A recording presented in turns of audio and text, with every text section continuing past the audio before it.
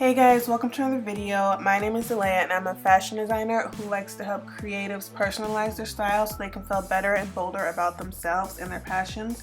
And today we are making a ruched t-shirt dress.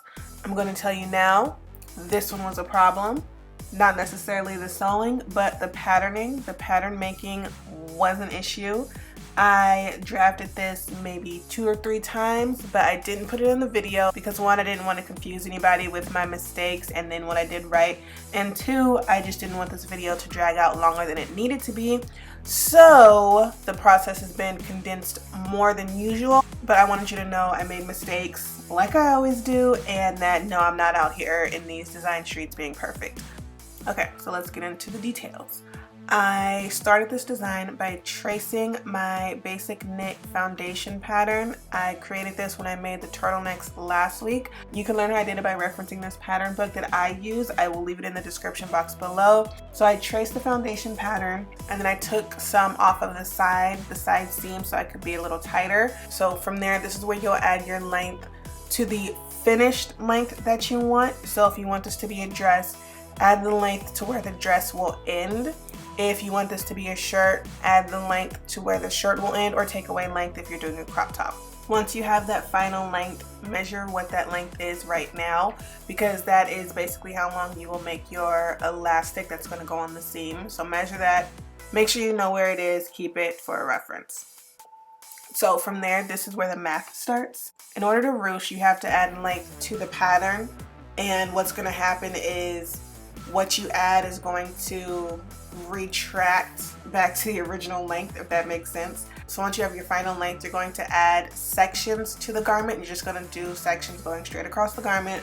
This can be any amount of sections you want. Just know the more sections you add and the more excess you add, the more ruching there will be. So the thicker the ruching and gathering will be in the end. For my design specifically, I had 11 sections. My ruching starts just about at the bust area and right underneath the arms on the side seams. So I had 11 sections from the bust area to the hem of the dress. Once my lines were drawn across the pattern that marked the sections, I labeled each section. That way I would know which one comes first and how to put it back in order. So for the front, I labeled it like 1F, 2F, 3F, and for the back I did 1B, 2B, 3B, all the way down to 12. And after that, I created my extra sections, which is what you just saw. It's basically a rectangle that I'm adding in between my marked sections. If you're gonna add to your sections like I'm doing, when you make the extra section, you wanna make sure that you have your full length, but also a little more at the top and bottom to allow you to tape it to your original pattern. My shearing length is essentially twice my original length. So if my original section was 2 inches, the section that I'm adding for fullness is also 2 inches. And I basically do that per 11 sections of the original pattern. And then once you have your main pattern cut into section and your additional sectional pieces, you take the time and tape everything together.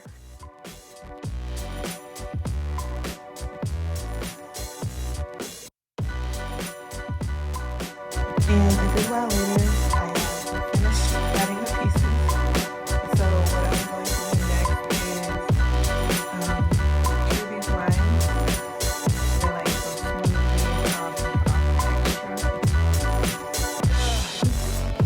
Do that. And then maybe I'm painting do that. What I'm about to do. And then I mark. So there's a dot. This is the dot.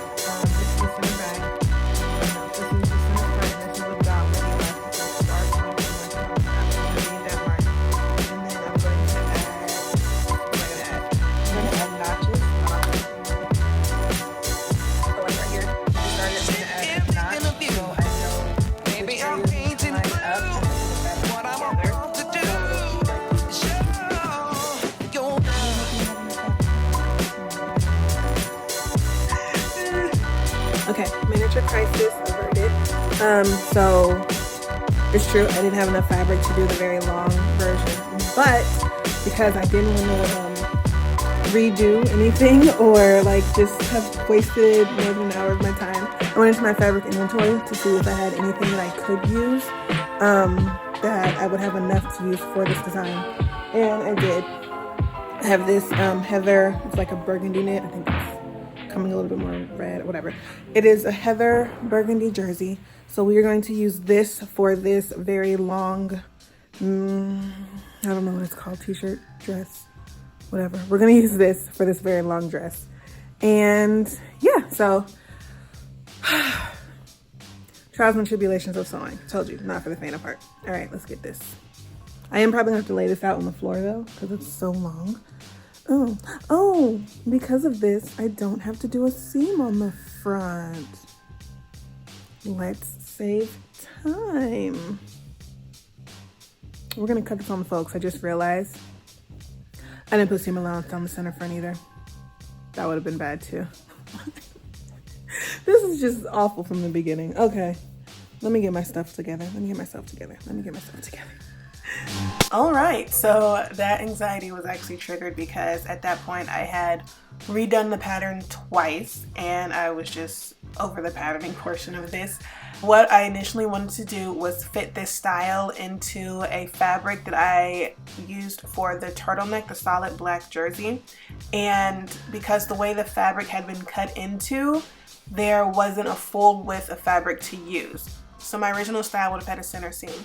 The length of the limited fabric was about 171 inches that I could cut from, but because my math was incorrect, my style definitely came out longer than the fabric I had available. So instead of repatterning this and doing this all over again, I just went into my box of fabric to see what I could use instead, and I pulled this guy out. So, and now we're cutting. It's pretty much a basic cut, very simple. You have your front and back on the fold and 2 sleeves.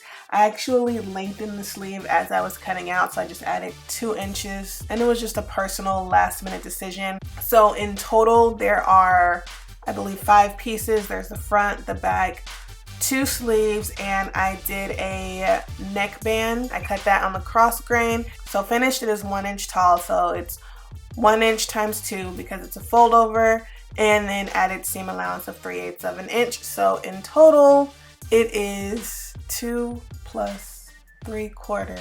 2 3/4? That sounds right. Okay. And I made 2 just in case something went wrong. I would have 1 already ready. In order to ruche, you will need some sort of elastic. This is basically what gives you the gathers. I chose a clear elastic. It's called lightweight clear elastic. I got it from Joann's, and mine is 3/8 of an inch. So remember at the beginning in the patterning stage where I told you to measure what your finished length is, finished length of the side seam, and for me, the finished length of the side seam and the center front and center back. Well, this is what you need it for. Your elastic will be that length. So the elastic is going to be the finished length of the garment. So from there, you're going to pin the elastic onto the cutout piece. This is my center back or center front, I really don't know, but it is one of the center fronts or center backs, and I am pinning the elastic to the garment. I've made reference points on the cutout piece. It's basically dot marks with chalk, and this is marking where the ruching will go, so I know where to put the elastic, where to line up the elastic. I made a dot from where the ruching will start, and then from there I marked halfway point, so the halfway point between where the ruching will start and the hem, and then the halfway between those marks and the halfway between those marks. So it came out to about 8 sections. And this is how you're going to line it up to your elastic to make sure that your ruching is equal throughout the entire length. You're going to take the half point of your elastic and put it at the halfway mark between the start of the ruche and the end of the ruche. And you're just going to keep lining up the halfway marks and pinning them in place. That way everything is evenly distributed. Once you have everything pinned on the marks, you're going to go section by section and stretch the elastic and then pin in between those, and that'll just keep everything in place as you sew. This is just another view of the same thing because I know it can get a little bit confusing. So I started with putting the middle of the elastic in the halfway point between the top of the ruching and the bottom of the ruching. From there, I did the half point of the half point, the quarter length between the elastic and the quarter length between the starting point of the ruching and the halfway mark of the ruching. I put those areas together. So you're basically putting half points together and quarter points together, and your elastic will be shorter than your garment because it will gather at the ruching. Now put as many pins as you feel comfortable with because you want everything to stay in place as you sew. Right now I'm putting the elastic on the center front or center back, again, I don't remember. So I'm putting the elastic on. I am using a zigzag stitch, but more importantly, I am stretching the elastic as I go. This right here is what gives you ruching. So to secure the elastic, I did about 3 straight stitches, forward, backward, and then I changed it to zigzag. My zigzag is on setting number 3. You basically want your zigzag to be wide enough to keep your elastic stationary, but not too close to where you're going to essentially cut your elastic in half because your stitches are so close together.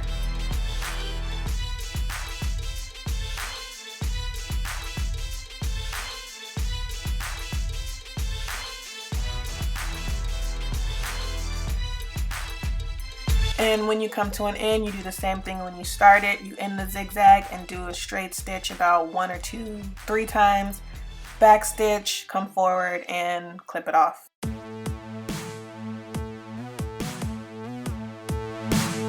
Then take out all the pins, because there was a lot of them, and turn it over and admire your greatness.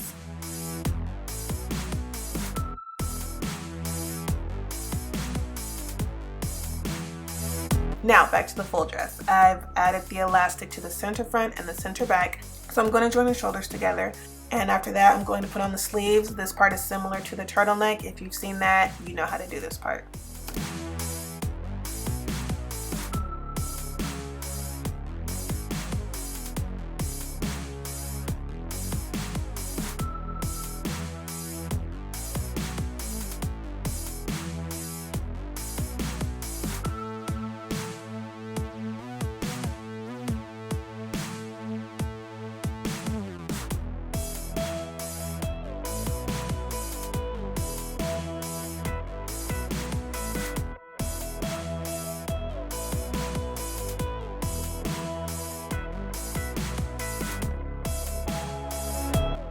Now for the underarm slash side seam. I'm going to pin the underarm of the sleeve together like normally, and I'm going to pin the side seam together for now, just so the layers are together and I don't have to worry about anything moving or shifting. Next, I'm going to do the exact same thing that I did on the center front with the elastic, and that's line up half marks with half marks, quarter marks with quarter marks, 1/8 marks with 1/8 marks, and pin everything in place. And next I will overlock the side seams, and unfortunately, I don't know what happened. I don't have that footage. I really wanted to show you guys that, but I will talk you through what happened. So you're going to stretch the elastic the same exact way as you did using the zigzag stitch. You're going to stretch as you overlock. You can cut off 1/8 of an inch of the elastic as you stretch and as the blade goes up and down. Try not to go more than that because you want to make sure that you still have elastic as you overlock, because that's needed for the ruching. So just don't cut too deep into the elastic. Honestly, you don't even have to cut off 1/8 of an inch, but you should account for that when you're creating the pattern and the seam allowance. And to finish her up, I added the neckband. Neckband is pretty easy. So the side seams, folded in half and added to the neckline. After that, I did the hem. The hem for the sleeve is 3/4 of an inch, folded it down 3/4 of an inch, and then I did a single needle stitch for the hem. I stretched the hem as I went. That way when I put it on, stretch wouldn't be restricted. And for the hem of the dress, I did a double 1/4 inch turn. So I turned it under 1/4 inch, turned it under again 1/4 of an inch. Originally it was going to be 1 inch, but I don't know what I was thinking because it is a drastic curve and a 1 inch hem was not going to work for that. So that was my solution for that. And here is the finished product. Here is the finished ruched dress. There's ruching down the front and down the side, and you guys all saw how it went down. So overall, I don't like it. I mean, it's okay. I don't know if I'll actually wear it. What I don't like the most is that it doesn't fit properly. It's really baggy underneath the arms and just on my top portion. And that is because I didn't take that part in on the original pattern. So that part should have been tighter. I was afraid to do that because I didn't want it too tight, and now I regret that. So I think I'm going to alter it and see how that will work out. I also want to shorten it. I don't like how it's drooping in the front. I thought it'd be cool, but it just didn't turn out the way I thought it would. So I'm going to shorten it and do a straight hem across. Overall though, I'm proud of the quality of it. Like, it was my first time doing a ruche. I just wish the fit would have been better. Do I think I'll wear it? Honestly, I don't know. Ruching really isn't my style. I'm not sure how I could dress it down. Like, ruching really seems a little fancy, or honestly a little 80s, so a little dated.